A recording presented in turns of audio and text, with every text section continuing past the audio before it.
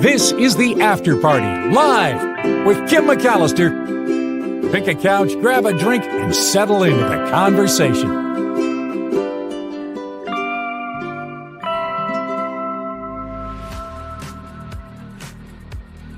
Hello, it is the After Party live on a Trivia Thursday. Thank you for being here, and thanks for your patience. Boy, that was a long Mark Thompson show, but I have to say that I feel really overwhelmed in a good way. It was a hard night last night. I'm still feeling pretty scared about the state of our country. And I know we don't talk about that on this show, but I will say that I was uplifted by the outpouring of support on the Mark Thompson show today. And just a little behind the scenes on that is that we made the decision before the show that we couldn't really talk about everything that happened with Kimmel without running exactly what he said, even though we knew that the show would be demonetized for that. And you guys really unexpectedly and overwhelmingly came forward and supported the show today. So I'm very, very grateful. And you're doing it here too. Susan Roberts throwing in, had to thank Kim for all you do on your show and with Mark Thompson. You guys help us get through the news each day and you make the day brighter. Susan, you made my day brighter. Thank you for that. Really, really appreciate that so very much. Jim Eaton, love the after show too. Love that you're here for it, Jim. Thank you so much. And SJ Lola coming in. Thank you for being our anti-political daily relief. Okay, I'm going to bring it down, right? We're bringing it down now. We are going to set the politics aside. There's still things in the world that are non-political to talk about and to kind of immerse ourselves in for a while. Thank you, SJ Lola, for the reminder and for the contributions. You guys are super awesome, and I just really appreciate it. Okay. And I should ask you some housekeeping before the show to, if you could, please click the like button. And if you haven't subscribed to this show yet, please click the subscribe button. These are all YouTube things that help us grow the show. Beth Farmer says this one's just for you. Thank you, Beth Farmer. You're super awesome. Thank you for your generosity to the Mark Thompson show today as well. Okay, so click like, click subscribe. Let's talk about your soul. I don't know if different people have different weights of their soul. I mean, this, okay, let's get into it. Let's get into this study. This study is about proving that humans have a soul. And there's this old experiment that was done that's still, I think, fascinating today. It's the 21 grams experiment. Happened in 1907. This man named Duncan McDougall, he put patients that were dying on a scale and tried to measure them before death and directly after death to see if there was any change in their weight. Does the soul weigh anything? If truly there's a soul that leaves the body, then it must be energy or mass or have some type of weight, right? And so if it does, what does it weigh? And if it does weigh something, does that prove the existence of a soul? A little complicated to weigh everybody in doing this, but Mr. McDougall built a scale, and one of the first people he measured was this tuberculosis patient who was described as an ordinary man with a usual American temperament.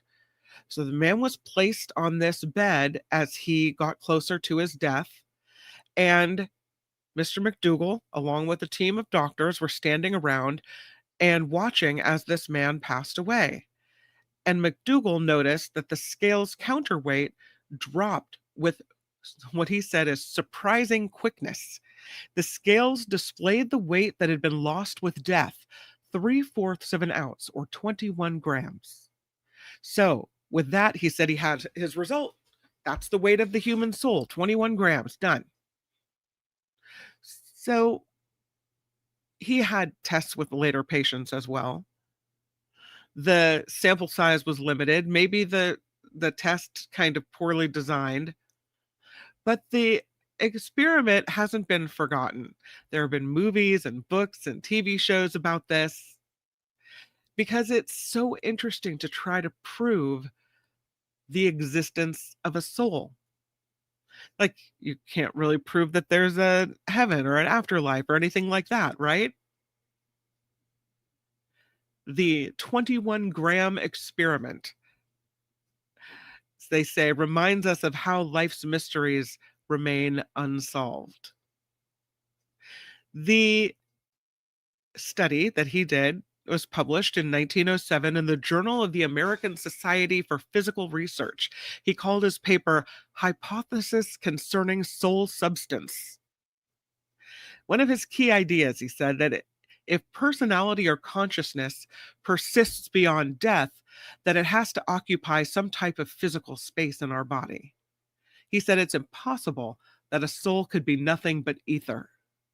And so he said the mass of our souls would disappear from the body right at the moment of death. And that's what he set out to prove.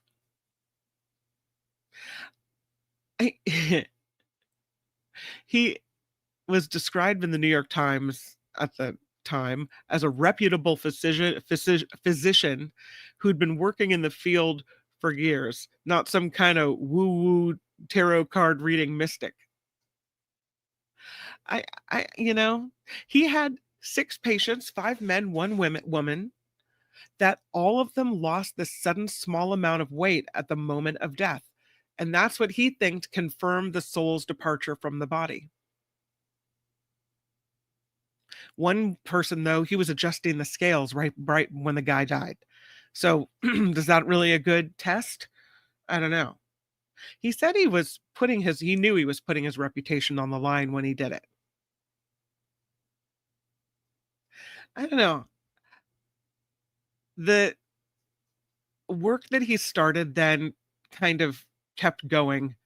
He worked on some other ideas. He tried to use an X-ray to photograph the human soul. Did a story called Picturing the Soul. Tried to photograph it. He said there was a light resembling an interstellar ether. He died at the age of 54. So his I don't know, concern with the afterlife was well placed. There have been other studies as well. But that 21 grams experiment, what do you think? You think we have a soul, and do you think it weighs something? Do you think that's proof? I'm going to the chat. Let's see what you see. I want to see what you guys think. Did he weigh himself? I don't know. I'm not sure. I believe the light thing, says SJ Lola.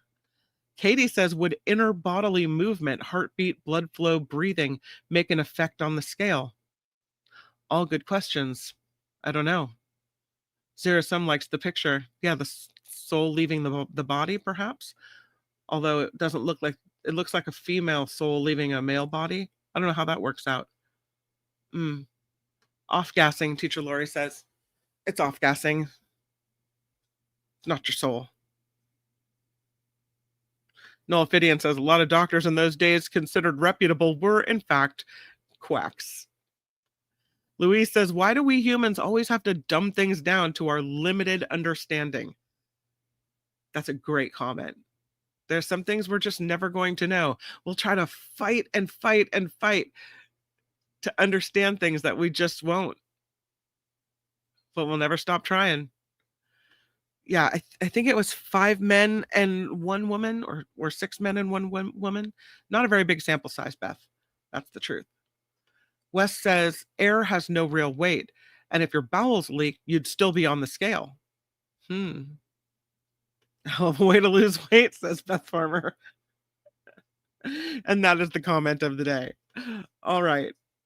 How about this from our souls to our brothers, our drunken monkeys? There is a study that shows that chimps consume the equivalent of 2 boozy drinks a day. Yeah.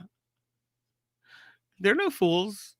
I mean, when they found the ripe fruit that had fermented, they thought, aha, this is it.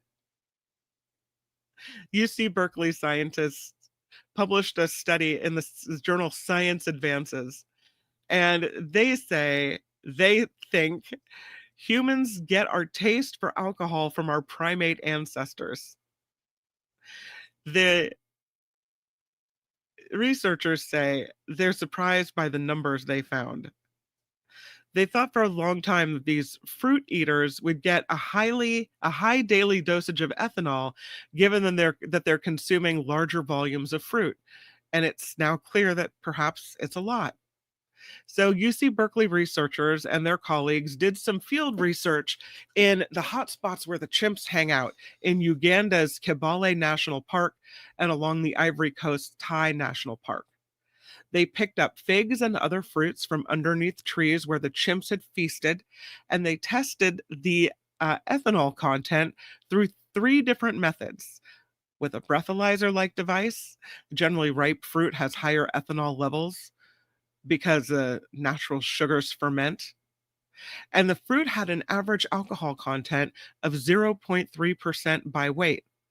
Now, that's a lot less than even the weakest kind of beer, but the chimps ate an average of about 10 pounds of that fruit a day.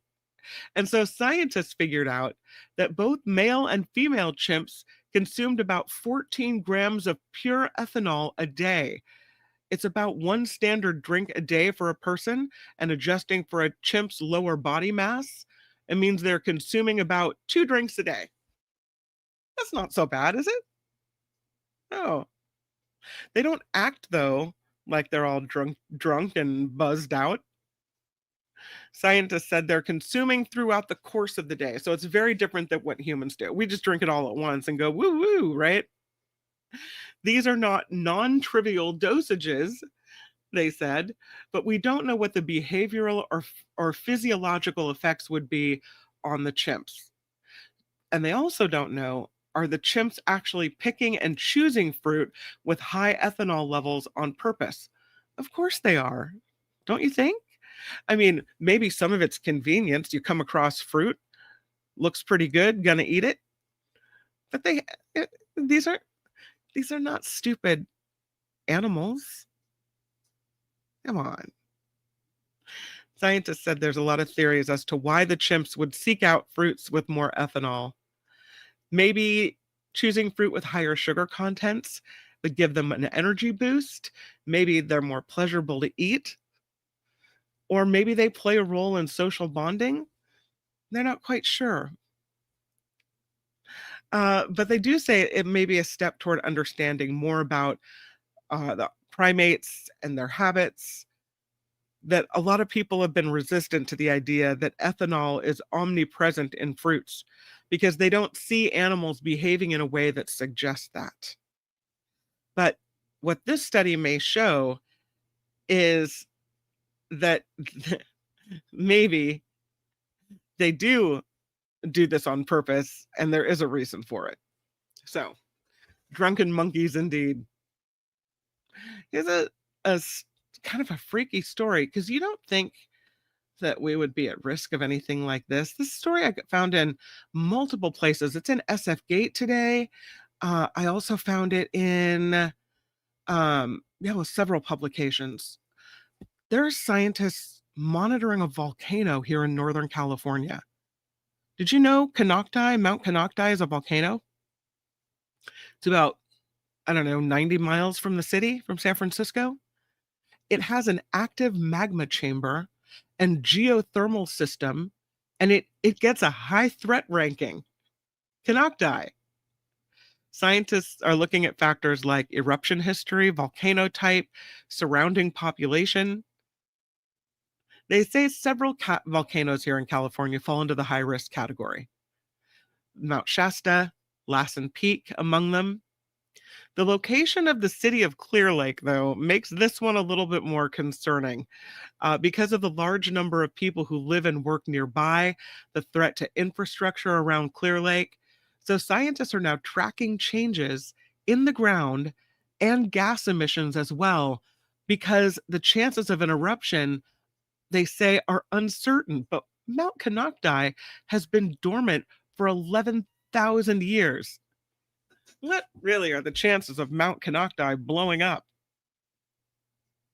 Mm, yeah. This is Mount Canocti, the largest volcano within the Clear Lake volcanic field. And they say it is one of the most dangerous in California. That even though Canocti has been dormant for 11,000 years, it hides this active magma chamber and a restless geothermal system. They say this is not hype, it's a calculated measure. US Geological Survey weighs a volcano's type, their past eruption frequency, their tendency toward violent activity, alongside things like the nearby population, air traffic, infrastructure, all of these things.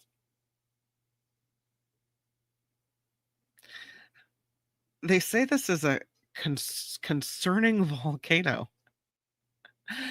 I mean, what are the chances, really? I don't know. They say it's under the watch of the California Volcano Observatory. I didn't even know we had that. But not because they expect it to erupt anytime soon, but because if it did, it would come in a high stakes area. So they're tracking seismic tremors, little earthquakes, and gas seeps. Speaking of off putting gas, Teacher Lori, for any sign of a change. And they're looking to offer some reassurance for now while they say there are some uncertainties here with Canocti. One of the scientists telling SF Gate, might it erupt in the future? Absolutely. And that's why we're researching it with such vigor. But the future might not be on the human time scale, it might be more on the geologic time scale. This Clear Lake volcanic field isn't just a single peak. It's this wide ranging field of domes and cones and lava flows in Lake County. Um, the domes are Cobb Mountain, Mount Hannah, and Mount Canocti, which is the tallest at about 5,000 feet. And right in the middle of all of this is Clear Lake, 43,000-acre Clear Lake, which, according to scientists, played a critical role in the last eruption 11,000 years ago. Magma surged into the water, flash vaporized, blasted out craters and cinder cones that are still visible along the shoreline near Mount Canocti today, where, by the way, more than 17,000 people are living in this area, in the footprint of the Clear Lake volcanic field. The studies indicate that the last major eruption um, happened about 10,000 years ago, which they say in geologic terms really isn't that old. That it raises the eyebrows of volcanologists because it's something that might happen here in the future, distant future. They say they don't know. If it did erupt, when it erupts, maybe thousands of years in the future, who knows? The scientists warn of pyroclastic flows, avalanches, superheated ash, gas, pumice, and rock that would roar downslope at highway speeds, incinerating nearly everything in its path. That's fun. They say these deadly currents can surge at tens of meters per second and burn hotter than 1,500 degrees Fahrenheit. Lava could ooze from pore vents, swallowing homes and infrastructure beneath rivers of molten rock. Explosive eruptions could hurl volcanic bombs and blocks the size of cannonballs for miles. Eruptions could unleash lahars. Those are fast moving floods of ash, rock, mud, and water that race down valleys, wiping out everything in their path. They say the signs of the volcanic system are all over the place in the North Bay, including the geysers that are in between Mendocino and Sonoma counties. That is said to tap the volcanic heat beneath our region. It covers 30 square miles. It's now this geothermal power plant, provides about 60% of the electricity used along the North Coast between the Golden Gate and the Oregon line. There's volcanic glass chipped into blades scattered across Lake County, really common to find it. So we live apparently in volcano country. Who knew? I don't think we I don't I don't really foresee the lava spewing all over Clear Lake anytime soon, but now you know that it's all right here. Here's a travesty. I mean, if you're looking for the sad news today, look at the spilled M&Ms. No. Yeah, happened in New Jersey. There was a crash on a New Jersey freeway and M&Ms went skittering across the roadway. It was a collision between two tractor trailers on a New Jersey highway. Happened in Knowlton Township. The fire and rescue folks said a tractor trailer was on westbound 80, rear-ended another one that was parked on the shoulder. Neither driver was hurt, but the crash caused both vehicles' box trailers to burst, and one of them was carrying a load of M&M's chocolate candies, which then spilled across the roadway. They had to close the road down for about 2 hours while all that candy was picked up from the scene. How much of it do you think ended up in pockets? Probably quite a bit. I mean, it's in packages. It's not like it's, the candy meets the road. Oh well. We didn't need it anyway. This is a story about CTE. This is the brain damage that happens after repeated blows to the head. And it's been really hard to diagnose for a long time. They could only diagnose it post-mortem. So after an athlete died, then you could go into the brain and see signs. Well,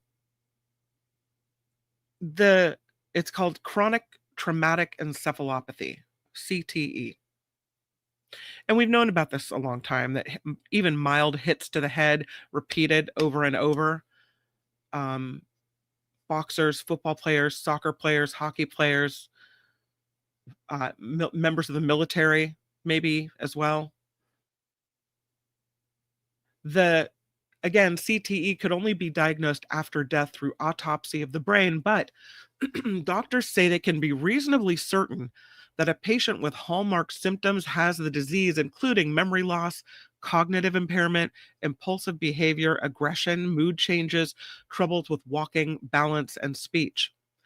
And they typically study CTE by looking at this tau protein accumulation in nerve cells near blood vessels in the brain's folds. So if they know that you have this accumulation of tau protein, then they kind of know that this is what's affecting. But there's a new study that looks at the brains of younger athletes, people under the age of 51. Is that where it is? If we're over 51, we're old. If we're under 51, we're young. They found that there were, in these younger athletes, other changes in the same area of the brain, even in those who had no tau buildup. This part of the brain showed a 56% loss of neurons in athletes exposed to repetitive head impacts. The study found these younger athletes' brains had increased activation in immune cells called microglia, that those who played contact sports for longer had a greater activation of microglia. That may suggest that damage to neurons can happen in athletes years before those tau markers develop. National Institute for Health says this study underscores many changes in the brain can occur after repetitive head impacts. These early brain changes may help diagnose and treat CTE earlier than is currently possible right now. If you want more information on it, check the journal Nature. The story was published on Wednesday. Pretty interesting stuff.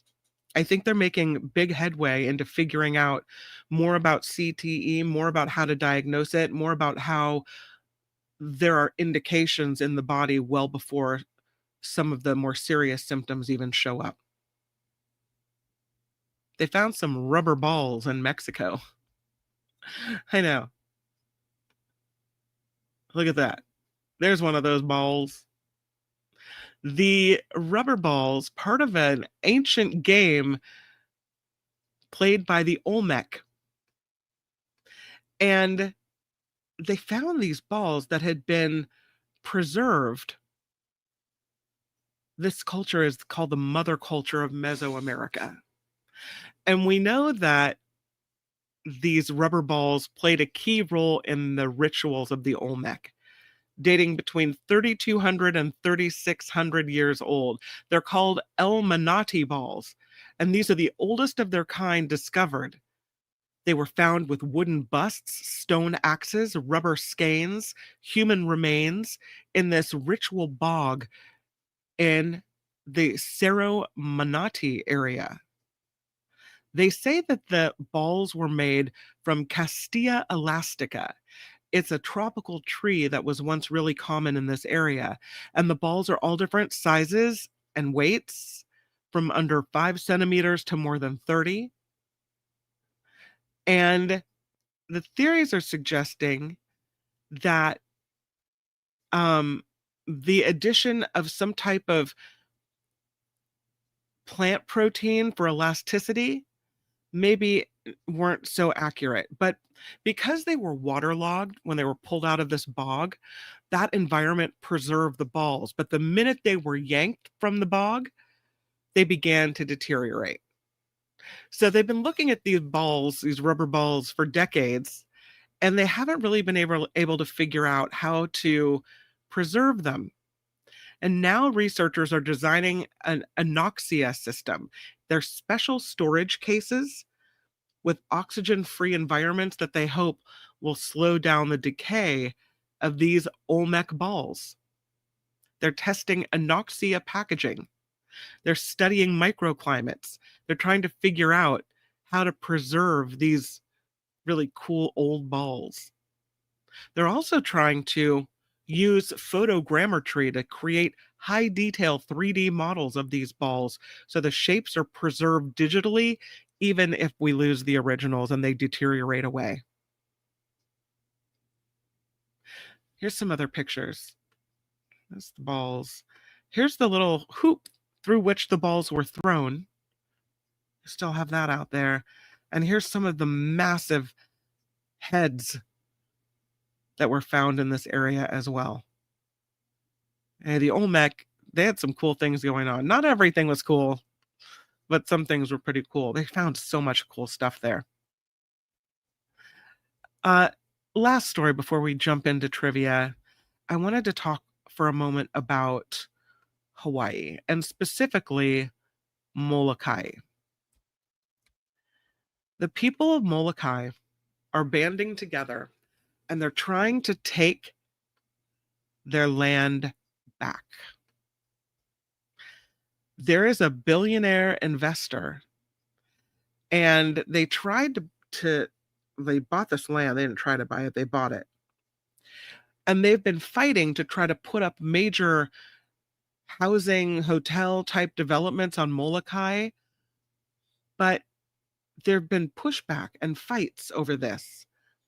It's Molokai Ranch. It's 55,000 acres, and it's now abandoned. It's this area where there's barbed wire fences up and no trespassing signs. There are what remains of an old lodge and a restaurant and a golf course. And these wealthy business people who bought and sold this ranch through the years just left it all behind. The current owner is called the Guoco Group. Guoco Group, Guoco. They bought Molokai Ranch in 2005. They were wanted to build 200 luxury homes there, but the Molokai community opposed the development, so they shut down operations. Then the company was like, this is too much for us. We're going to try to sell it. In 2017, they were asking $260 million, and the land has just been sitting there. And there's been no movement for more than 10 years. And after all of the years of neglect at Molokai Ranch, the Molokai Heritage Trust is now forming with the goal of returning the Hawaiian lands to Hawaiian hands. They say they're done waiting for some kind of benevolent buyer.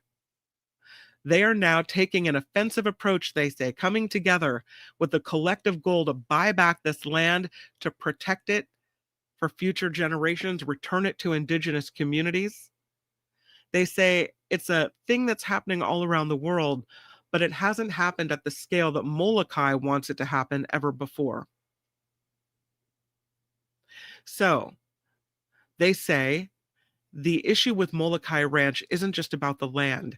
They also own the critical infrastructure like the water system, the affordable housing in this area. And so for these people in this community of Mauna Loa on Molokai, it's personal because they have housing that's falling apart and no one is repairing anything. There's also red dirt sediment from the eroding slopes running into the ocean. So there are things that need to be fixed here, and there's a real lack of management threatening the Molokai residents' way of life. The kids of Molokai, they say, the people who live, love, and care for this land are the best stewards of the land. So it's a huge undertaking trying to buy this huge purchase. The article in SF Gate references the purchase by Larry Ellison of 90,000 acres on the island of Lanai. But though this would also be a massive land purchase, it would return the land back to the people. It wouldn't go to another rich guy. So they're working, they're raising money. They're trying to get this done. Will they be able to do it? They say the Molokai Heritage Trust is rising like a wave. They have nonprofit status. They're looking into the ways to raise $260 million. They're looking into carbon credits, partnerships with the state, partnerships with philanthropy. The county of Maui passed a resolution in support of the Molokai Heritage Fund's efforts to restore the community ownership of ancestral lands on Molokai. So they're working on it. They have donations, they say, coming in. They're trying to get it done. I'm hopeful. The quote in the NSF Gate is, "For those who think acquiring Molokai Ranch is impossible, we remind them that Molokai has never accepted impossible when it comes to Aina or land. Time and time again, this island has protected itself and lands across Hawaii. The leaders pass down the prophecy. The heavens will fall, the highborn will fall, the dark earth, the common people will rise like a wave." And if that isn't applicable for us as America, I don't know what is. So, high hopes for Molokai. Before we get to trivia, I talked earlier on the Mark Thompson show about this Egyptian bracelet, and we didn't get to show a picture of it. Here's this bracelet that went missing from this museum in Cairo. There is the bracelet. This bracelet is, the 3,000-year-old bracelet being restored in a lab at the Egyptian Museum when it went missing. And so, as I mentioned earlier, they're sending pictures to airports and seaports and, the checkpoints all over the place to make sure that it doesn't get smuggled out of the country. It is a rare gold band adorned with spherical lapis lazuli beads, and it dates back to the reign of King Amenemope. Wait, I didn't say it right. Amenemope. That's it. Amenemope. He was a pharaoh of ancient Egypt's 21st dynasty who ruled from 993 to 984. So again, they're circulating the images of this bracelet all over the place. They have a special committee they formed to carry out an inventory and review all artifacts being kept at the restoration laboratory. They said they deliberately delayed announcing the disappearance of this bracelet to ensure the appropriate environment for the progress of investigation. They didn't mention where it was last seen, but they said it happened in recent days as the museum staff was preparing to ship dozens of artifacts to Rome for an exhibition due to open next month. This disappearance of this rare, priceless artifact comes 6 weeks before the opening of the Grand Egyptian Museum in nearby Giza, where there's world-renowned treasures like King Tut's tomb have all been transferred and will go on display there. Either it's at the bottom of some box or somebody's really brave. Imagine wanting that so much you'd walk off with that. How do you even sell that? You can't. There's no way. You get to sit on it now if you stole it. Otherwise, you're going straight to prison. I don't know what they do to bracelet thieves in Egypt. All right, it's time. Let's do it. It is what? Trivia Thursday. Yes, it is. I'm going to the chat. All right, going down here. That's what crooks do to launder their theft. Why would they melt it down?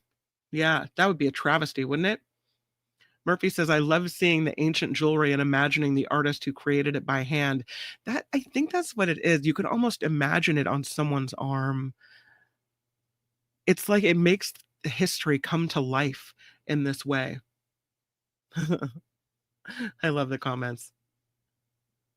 Oh, Beth says it's almost melted down already. Oh, Lab Tech stole it. We don't know. We don't know.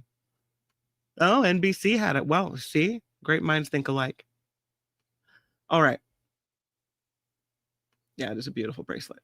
Okay. Trivia Thursday. Here we go. I have some pop culture kind of trivia. I thought we'd start with something fun.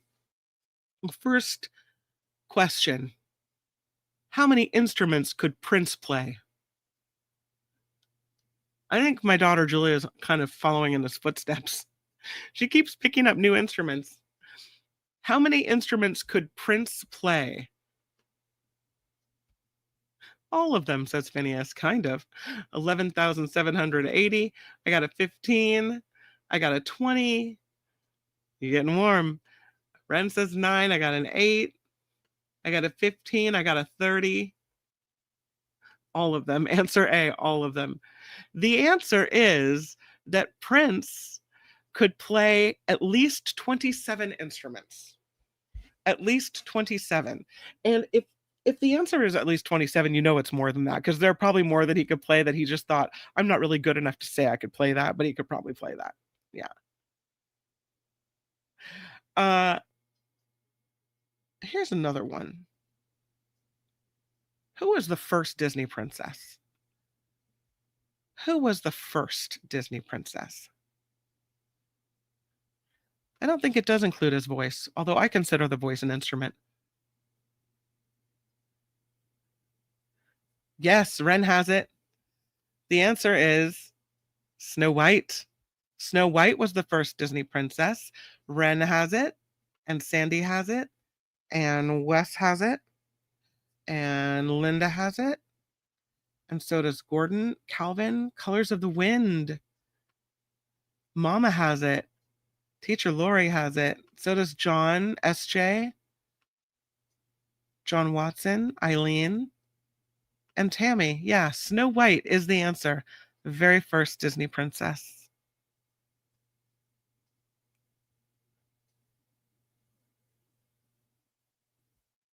Trying to figure out if I should ask you more pop culture or if I should move on, as I saw someone in the chat saying it's not their strong suit.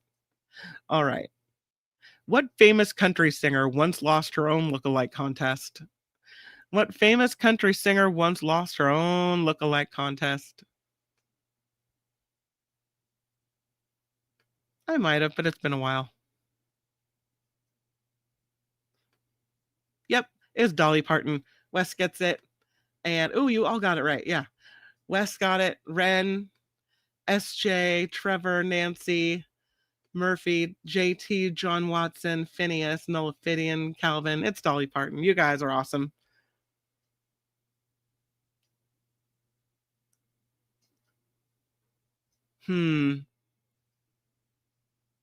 What kind of a car was James Dean driving when he was killed in an accident? What kind of a car was James Dean driving when he was killed in an accident?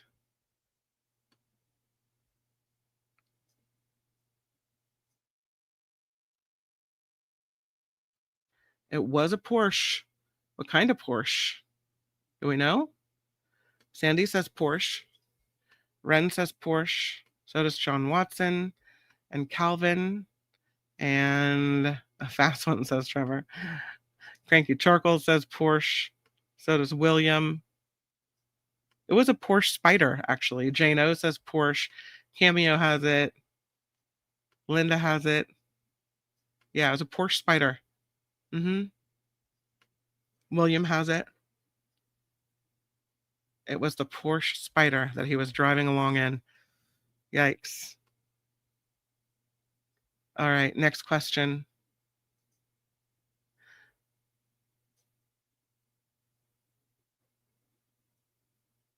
What 6 fruits are in the rose family?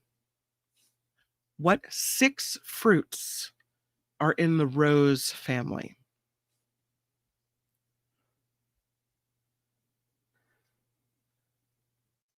Three of them start with the letter P. What 6 fruits are in the rose family? I wouldn't be able to answer. I didn't know it. Rose, yeah, rose like the flower.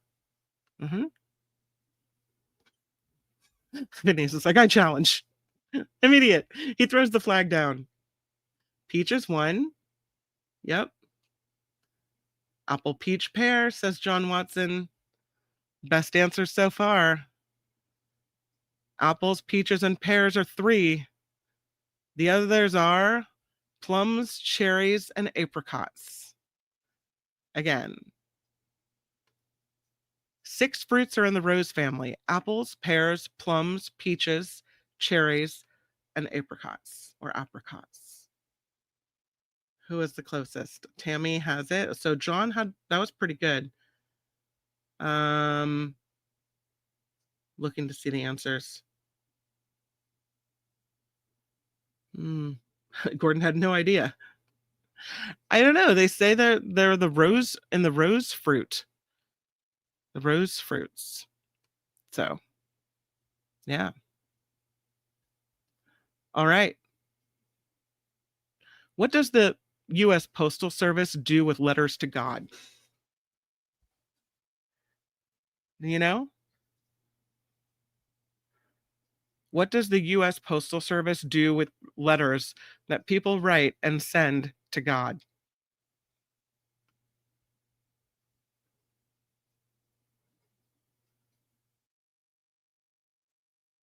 Send them to Morgan Freeman. They send them to Santa. They send them to the president. Send them to the Vatican? Kind of. Store them. They go to church. Gordon, I'm going to give it to you. What they do is they send them to either a mail recovery office or to local churches. Yeah, they send them to church. I think that's kind of funny. Dear God, no, send that one to the Episcopalians. Well, today we're going to take it over to the Presbyterians. So, Gordon says church. And who else said church? I thought I said somebody else said church. Yeah.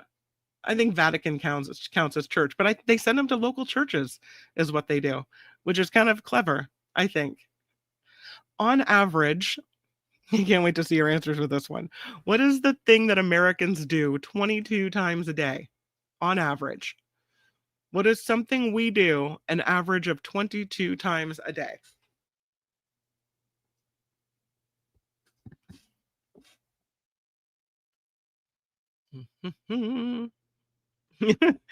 No, that was 14. Remember, we already did that one. Think about sex. Check the phone. Toot. Check the email. Wash the hand. 22 times a day. Drink water. Maybe I should be more cleanly. I don't know. Where to Satan's letters? Are probably the same place. Go to the bathroom. Drink water. Wipe your eyes. Take a snack. 22 snacks. Send a message. That's actually a really good answer. The correct answer, my friends, is open the refrigerator. 22 times a day, we open the fridge. Yep, we really do. What kind of doctor invented cotton candy? What kind of doctor invented cotton candy? Should have had the medical license stripped away for this one. What kind of doctor invented cotton candy? It was indeed a dentist. Ren gets it right. So does Cameo and Mama and Phineas. Oops, and Rev. Got my clicker got away from me. And Nancy. SJ Lola has it right. And so does Trevor and Nolaphidian and Teacher Lori and Tammy. Nice. It was a dentist. Come home.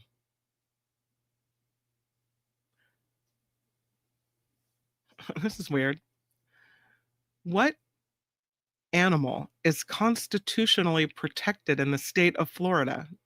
In honor of Friday Fabulous Florida on the way tomorrow, what animal is constitutionally protected in Florida?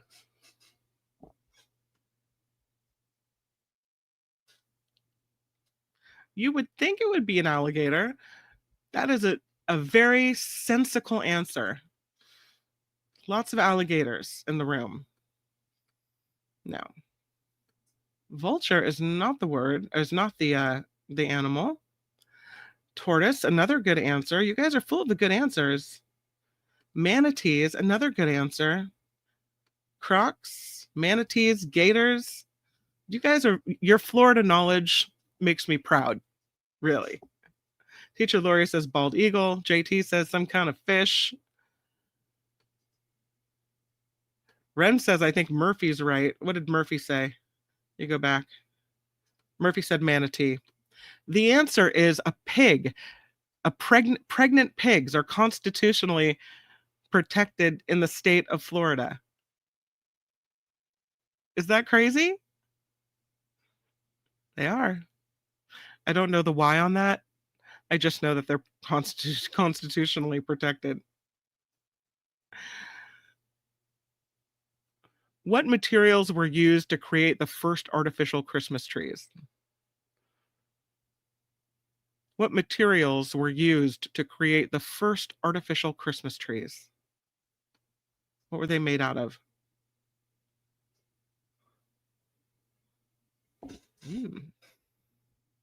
We have silk, aluminum, plastic, metal, aluminum, foil and wire, aluminum. Peter says, now they want to force big pregnancy. Cameo is the closest. Feather. Think natural fibers. The answer is goose feathers that were dyed green. Goose feathers that were dyed green. That was used to make the first artificial Christmas tree. So well done. Who gets it? We have Cameo said feather. I'll take it. Murphy also said feathers. Yeah, feather's the right answer. You guys are awesome. So we know that skin is the largest human organ on the body, right? We've talked about that before. What's the second biggest organ in the human body? What's the second biggest organ in the human body?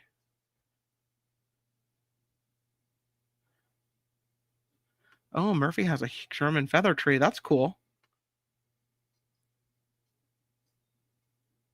The second biggest organ in the human body.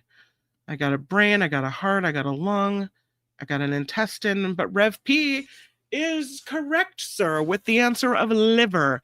Liver is the second biggest organ in the human body. So liver for Rev P and for Rhonda. Nice. And also for William Martinez. And very good. Nice. It is the liver. Teacher Lori wants specifics. I don't have specifics. I'm not sure whether it's by surface area or volume. I don't know. Don't question the trivia, Teacher Lori. I wonder how many students walked up after a test and tried to question Teacher Lori on her questions, and she comes with receipts. She probably, be able to tell you exactly why you were wrong and why you got half a point docked. We need Teacher Lori to run trivia. That's what we need. Teacher Lori, I'm going to punt it to you, and you're going to handle Thursday trivia because you know you're going to be better at this than I am. Okay. We'll do some other trivia here as well. How about what? And this will be my first and only of the day Taylor Swift question. Taylor Swift won her first Grammy for what song? Taylor Swift won her first Grammy for what song?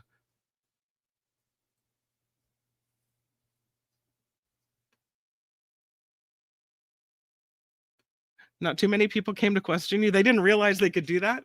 I tell Julia always, like the Clue, not Clue, Clueless, the movie, how she manages to talk her way up from, C's to B's or A's or whatever it is.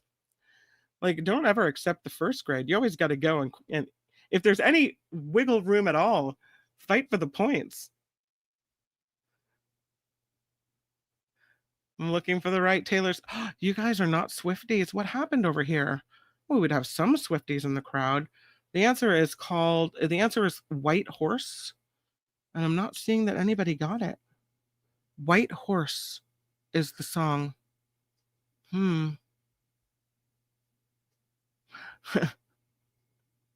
Yeah, it was a country song. We're too old, says Cameo. No, we're not. Are we too old? I don't want us to be too old. I think we're young and hot. That's what we all are. All right. Let's get some sciencey questions in here. What do you think? What part of the brain is involved in memory? Part of the brain is involved in memory.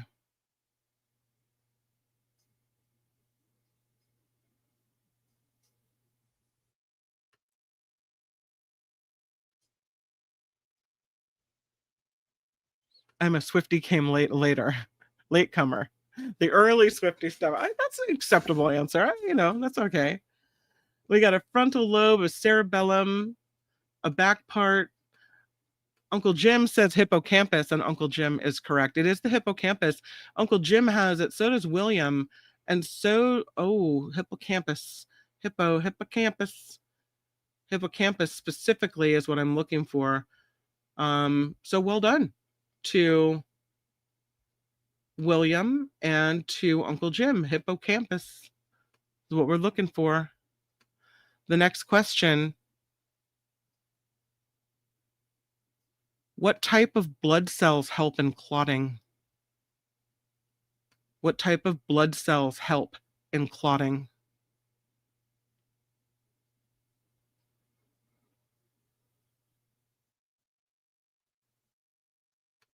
Red. What type of blood cells help in clotting? Yeah. The answer is Rev P has it. Platelets help in clotting. That's the type of blood cell. The answer is platelets. And Rev P has it. And so does Uncle Jim has it. Yeah. And Nancy has it. And Teacher Lori has it. And Ren has it. And Cranky Charcoal has it. And Phineas does too. The sticky kind. I like the answer. I don't know. Which layer of the earth is liquid? Which layer of the earth is liquid?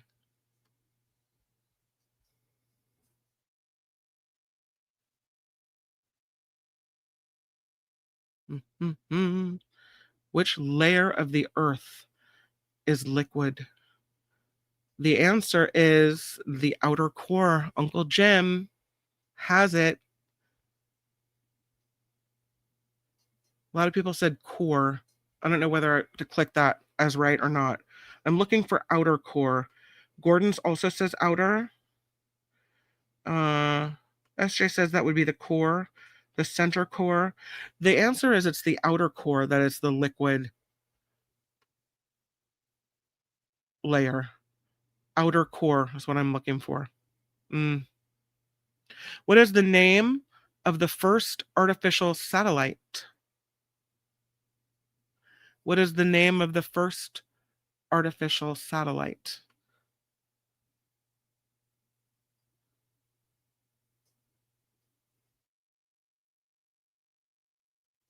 Sputnik is the correct answer. First to the punch on that is John Watson, says Sputnik. So does Cameo. So does Cranky Cranky. So does Colors of the Wind.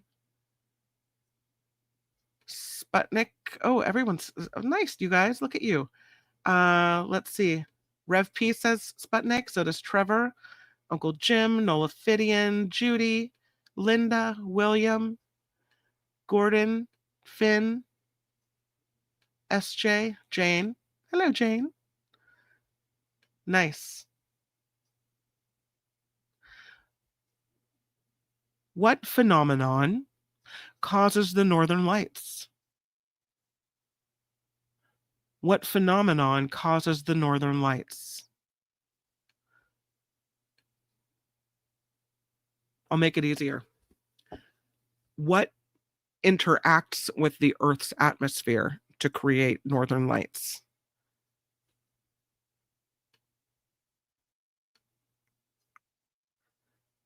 Yeah, you guys got it. It is solar wind. Hello, Jane O. Hello to you. John Watson has it. Solar wind interacts with the Earth's atmosphere to create the northern lights. SJ Lola has solar wind. Nice. Solar wind is what I am looking for. Love it. Nullifidian, magnetic field of Earth, solar wind. Solar wind is correct.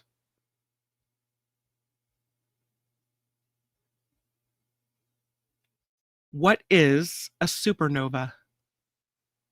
What is a supernova? Not a champagne supernova, just a supernova. Sorry, Coachella Valley tea break. What is a supernova? Yes, it is an exploding star. That is exactly right. Let's see who had it first. And I'm going to say Ren. Exploding star, says Ren. Yep, Ren is correct. You get a green check mark. Exploding star, says Gordon. That's right. I mean, a dead star is kind of, an exploding star is kind of a dead star, right? Explosion of a star, says Gordon. That's right. John Watson, star blowing up. Yep. Judy has it. Colors of the Wind has it. Sandy has it. Star at end of life. Yep. Exploding star, says Jim. End of a star, says Phineas. Exploded star. A great big nova. Nice. You guys are good. What planet has a day longer than its year? That's so weird, isn't it? What planet has a day longer than its year?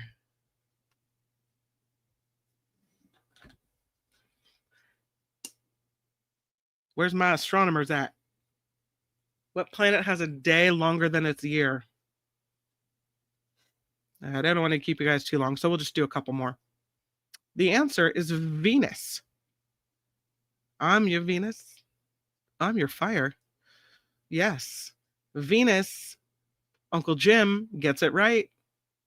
And Teacher Lori types the word Venus, and so I will accept. Venus has a longer day than it does a year.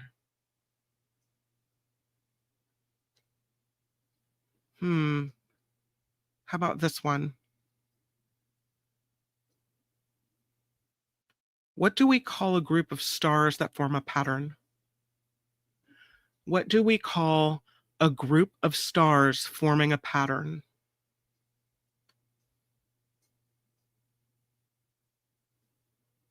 I don't either, Sandy.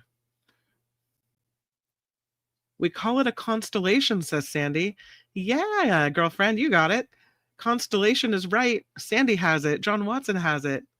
Phineas has it. So does JT, Uncle Jim, Colors, Cranky, SJ, Trevor, Nullifidian, Rev, Teacher, Gordon, Judy, Eileen, and Ren, and Cameo, and William, and Mama, and Linda. You guys are awesome. What element is known as the king of chemicals? What element is known as the king of chemicals?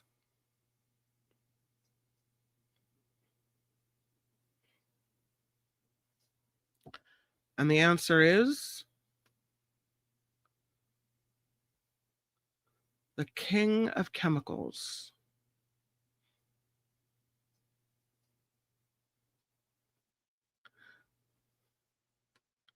What element is known as the king of chemicals?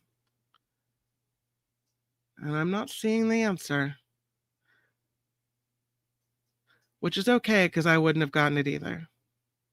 The answer is sulfur is known as the king of chemicals.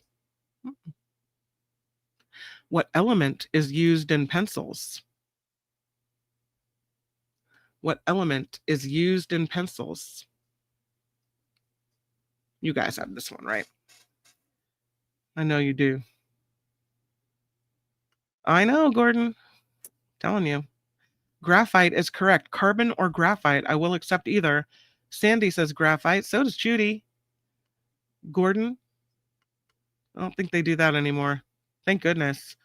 The amount of times I poked myself with a pencil. Uncle Jim says carbon. Yep.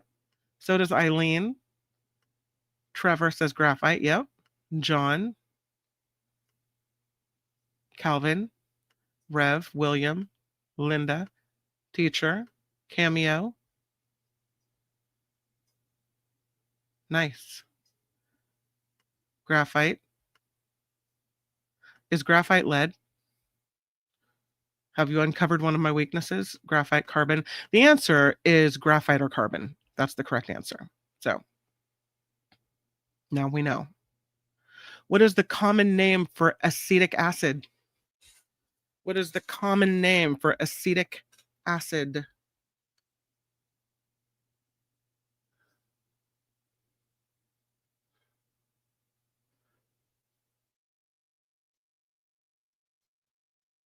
Yes, the answer is vinegar. S.J. Lola has it. And so does John Watson. And Ren and Colors and Chris. Hi, Chris. And Cameo and Teacher. And Uncle Jim. And Sandy. And Vinegar says Liz L. And Nancy and Gordon and Phineas. Vinegar is correct. Uncle Jim, with a scientific mind, says vitamin C is ascorbic acid. This was acetic acid, and the answer is vinegar. All right. Are you ready? This is the last question of the day. What type of bond involves sharing of electrons? What type of bond involves the sharing of electrons?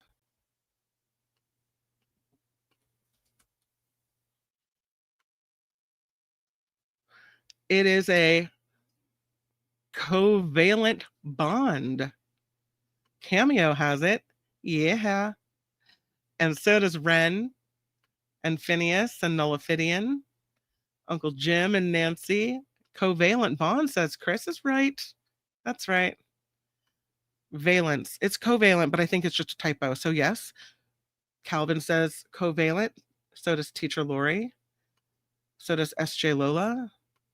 So does Rev P. Stinky charcoal or cranky charcoal. Why did I say stinky? You are not stinky.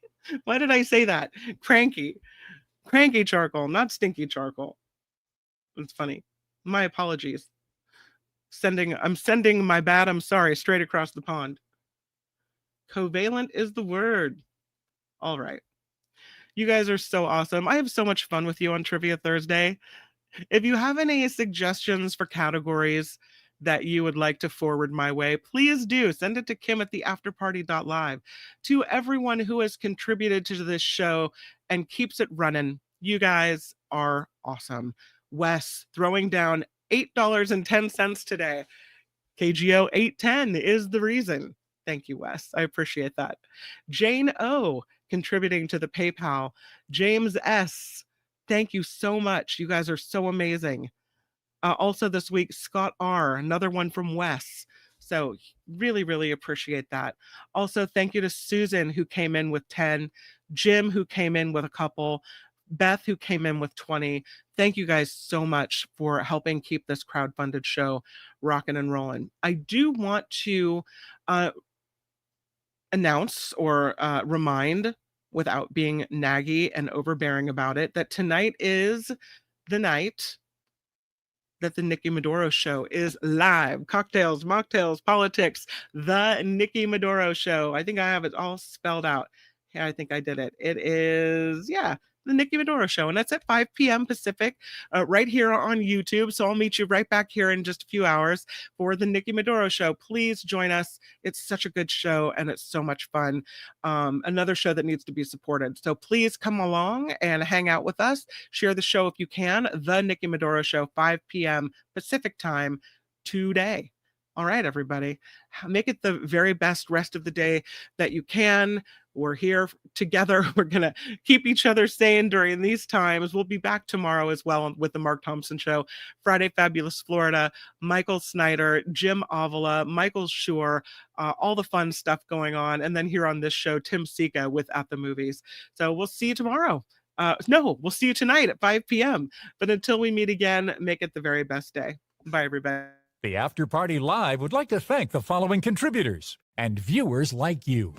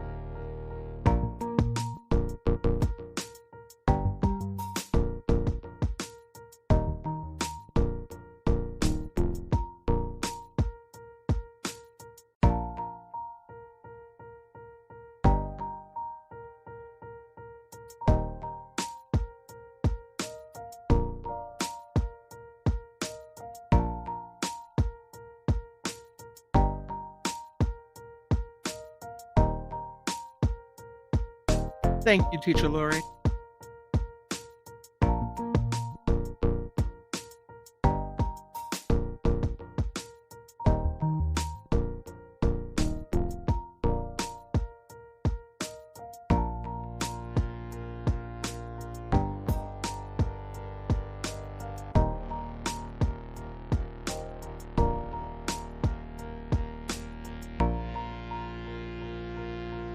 I see what you did there, Cranky. I got you.